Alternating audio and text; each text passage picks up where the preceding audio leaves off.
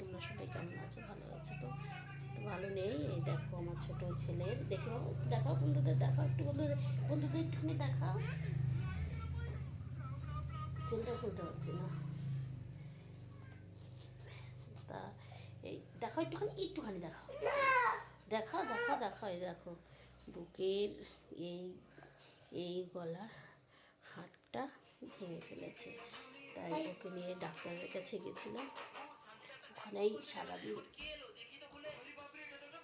ব্যস্ত ছিলাম, যার জন্য ভিডিও করতে পারিনি, ভিডিও দিতে পারিনি। শরীর খুব একটা ভালো নেই। দেখো কত রকমের ওষুধ দিয়েছে, দেখো রকমের ওষুধ দিয়েছে।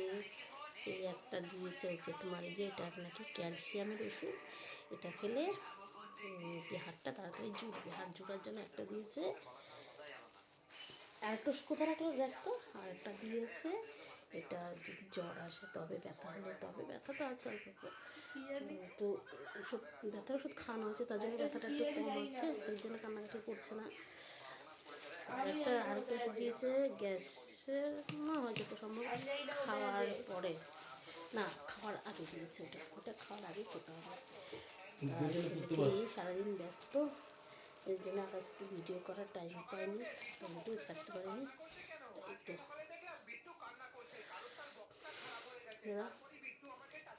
ভালো থেকো তোমরা সবাই।